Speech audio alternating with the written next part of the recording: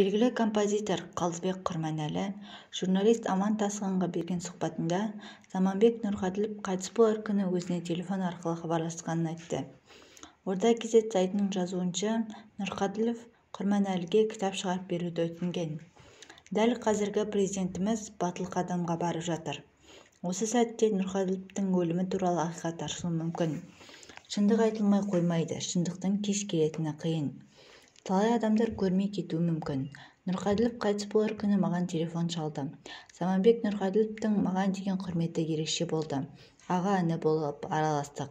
Маған кейбір құпияларын айтатын. Бірде сәкең кітап шығаруға мені үйіне шақырды. Қалдыбек, сен бір кітап шығарып бере аласың ба деді. Жақсы, сума 20 000 тираж, өзіме 20 000 доллар қалады. Бірақ тәуекелге бару керек болды, саяси кітап. Кітаптың ішінде үлкен айыптаулар бар. Кітапты шығаратын болдым. Үйіме барып кітапты қарадым. Шашым тікірейіп кетті. Сұмдық, кәдімгі бомба. Бірнеше адамдар ату жазасына кетіп қалуы мүмкін.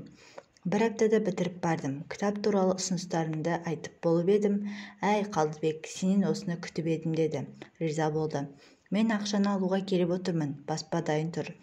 Содан Зәкең, Қалдыбек, саған бір нәрсе айтамын. Ренжімейсің бе деді. Ренжімейтін қылып айтыңыз дедім. Бұл кітапты шығармауымды сұрады. Сенбегеніңіз бе, аяғаныңыз ба дедім. Екіншісі, мына кітапты шығарарсың. Тірі қалу-қалмауың екіталай.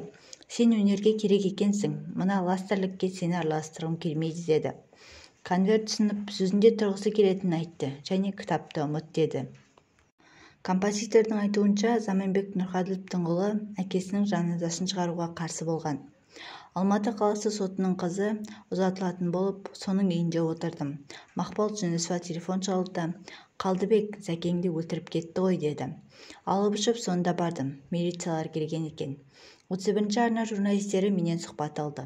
Сол жерде қала әкімінің бірінші орынбасары Зайц, Бостандық ауданының әкімі Амангелді Кәрімұлы және ұлы Қайрат тұр екен. Не істейміз дедім. Жазушылар одағы немесе Әуезов театрынан жаназасын шығарайық дедім. Мен баласы Қайратты кешіре алмаймын. Баласы мұрагерімен неге араласып тұрсың? Жаназа шығады, бірақ қоштасу болмайды деді.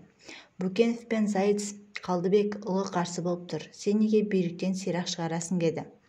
Қайрат, сенің бойыңда Заманбектің 10% болсын қаны бар ма деп сұрадым. Қасымда тұрған кісі өз-өзін өлтірген адамға жаназа шығарылмайтынын айтты. Қаным басыма шапты, жағасына жармастым. Осындай сөзді естідім деді Қалдыбек Құрманәлі.